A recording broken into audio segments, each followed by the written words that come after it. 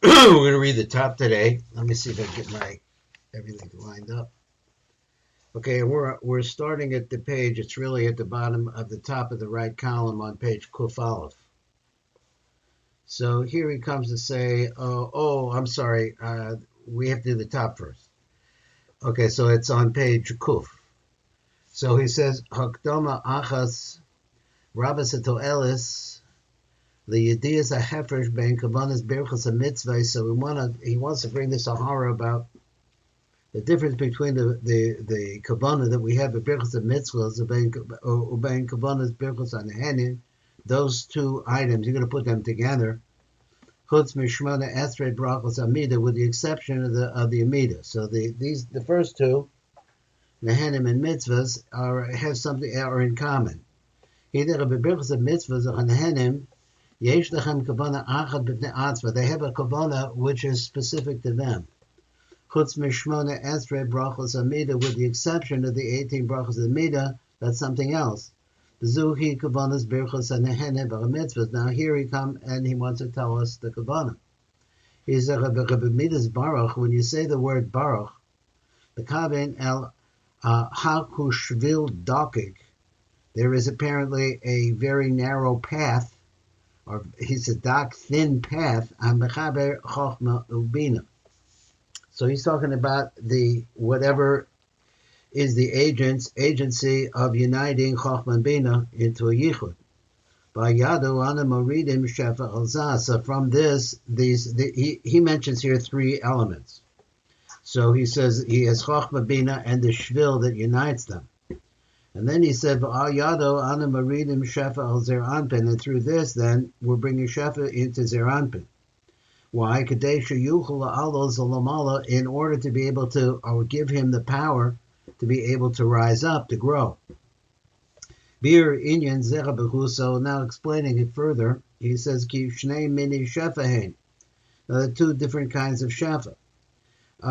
He says, ha'echad hu l'kabel b'techilas. So the first is to receive at the beginning, or at the start out, b'chilas shefa l'shiyeh ru'uyim u'muchanim la'alos. So the first shefa, you need two shefas.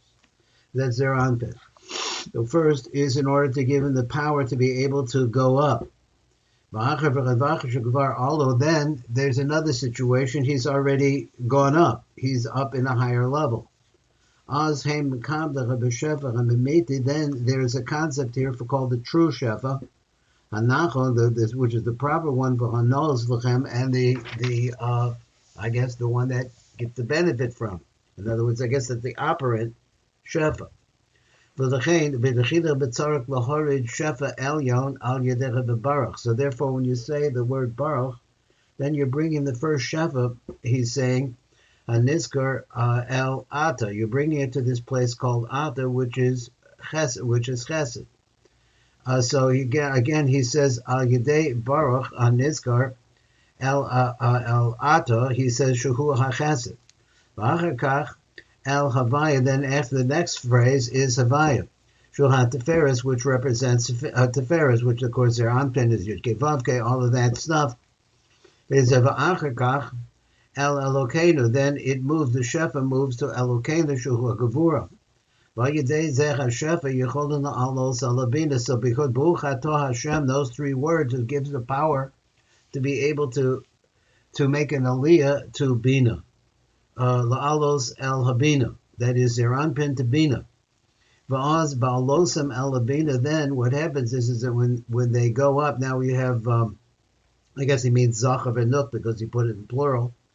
Comes to bina, nikras he melech. Then that is bina is called by the name king.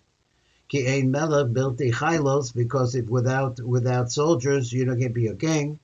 That he, she, or that is Bina, rules over them. So now you have Zer Anpin into the level of Bina.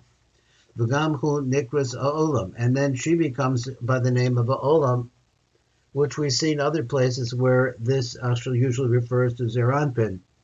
But at any rate, or sometimes it does, I don't know. So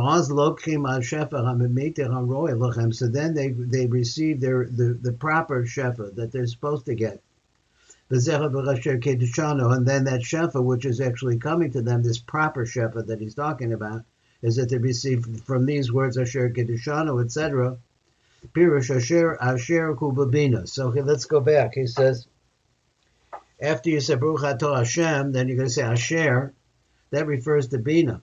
Then you say V'Kedushano, that's Tiferes, V'Mitzvaisav, and then you go on and say Mitzvot, V'Netzach and Hod, V'Tzivano, and then you finally come to the word Tzivano is Yesod. Tzivano is Lashon Yesod, he says. V'Achakach Tishlom HaBracha, then you finish out the bracha. So now you've moved the bracha up. In other words, you move Zer Anpin up with the word Baruch Atah Hashem. You're moving Zer Anpin up. He has a power. And then it says Asher Kedushana b'mitzvaysav v'tzivanu. Then you're bringing it to the proper whatever that detail is. What is the proper shefa? Kamo pri ha'etz. Like for example, you're going to finish up with bar pri ha'etz or bar pri ha'gefen, v'giyotza, something like that.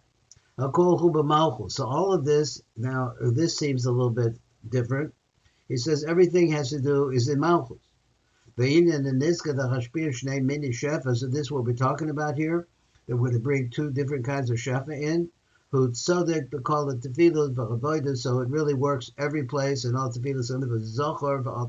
And so this idea that you have to have in mind when you say Baruch Atah Hashem, that you're preparing to go up, and then all the rest is bringing it to its proper place, which we have to see in the Tiv when we get over there the next time.